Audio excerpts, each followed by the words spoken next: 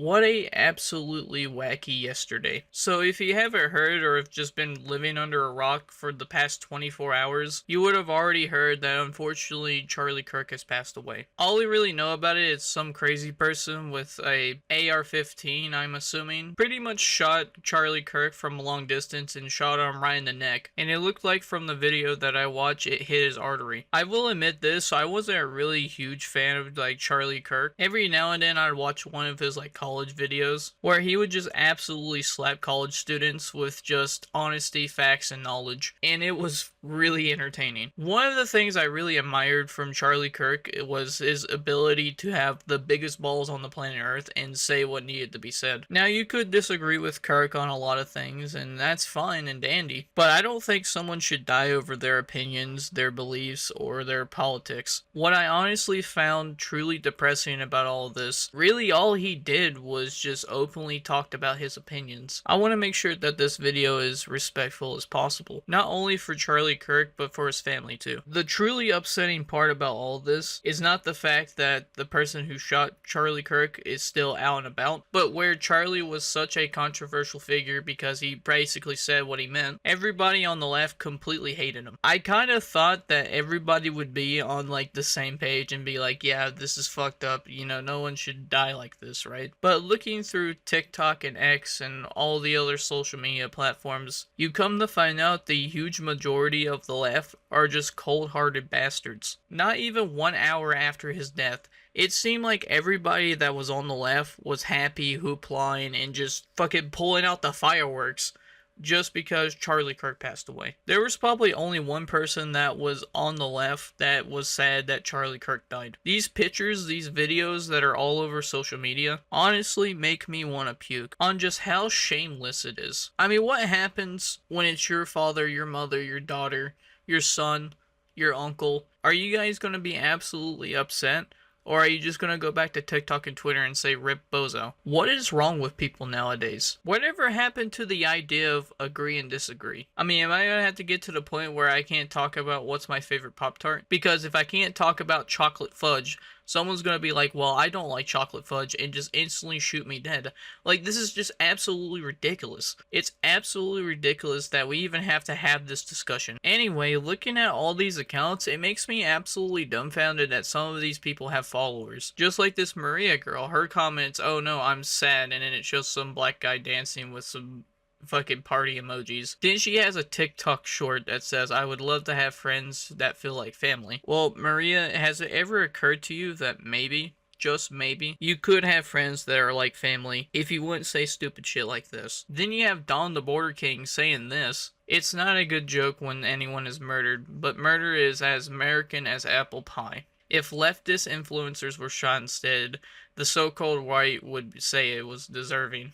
I have no clue where the hell he got his intel at, but to me it looks like a poor excuse just to be a dickhead to someone that you just don't like. Maybe he's talking about maybe the 10% of right-wing people maybe, but it's definitely not the majority, or what I'm aware of. I honestly do believe that the majority of right people would show more respect to the left than the left has showed for the right, if there was ever a situation like that.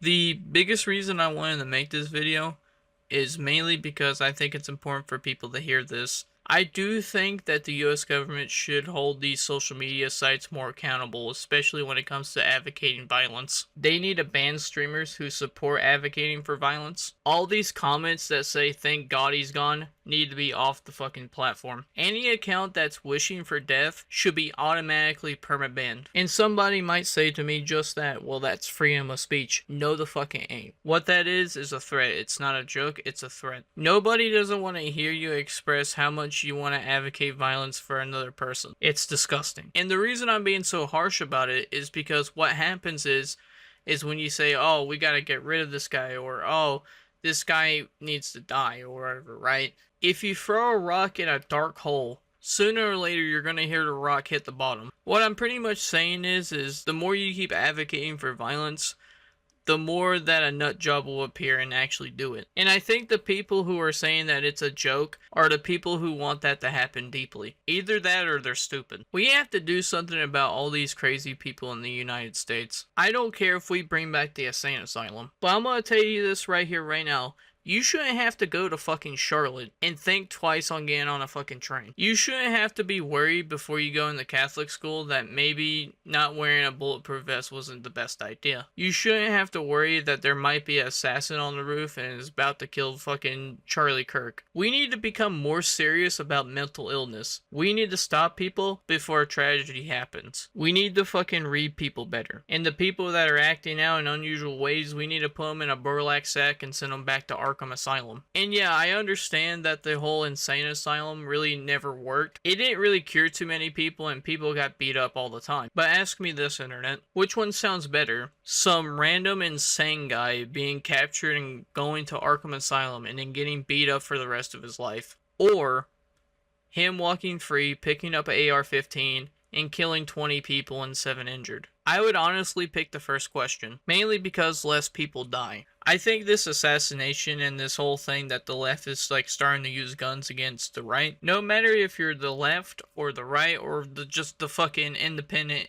middle, this is bad for politics, this is bad for democracy, it's bad for America. It's bad for everyone. And I think the assassination of Charles Kirk is the turning point for right people. Not only that happened, but just the way the left is making fun of Charles Kirk after his death and showing no sympathy whatsoever. I think right people are going to start to wake up and be like, you know what? Let's just stoop to their level. Let's stop bringing knives. Let's start bringing AR-15s. I used to kind of always laugh this off in 2016, this whole idea that we would ever have a civil war again. But to be really honest with you, I'm not really laughing anymore. To me, and maybe I'm just stupid, it seems more possible that we would enter another civil war because of this. To me, it feels like an 85% chance. And to be honest with you, I hope I'm wrong. I feel like it's going to get more worse until it gets any better. But that's pretty much all I gotta say about the Charlie Kirk situation. Probably a lot of people are not gonna like this video, mainly because I'm not really joking around or doing anything that's like spectacular.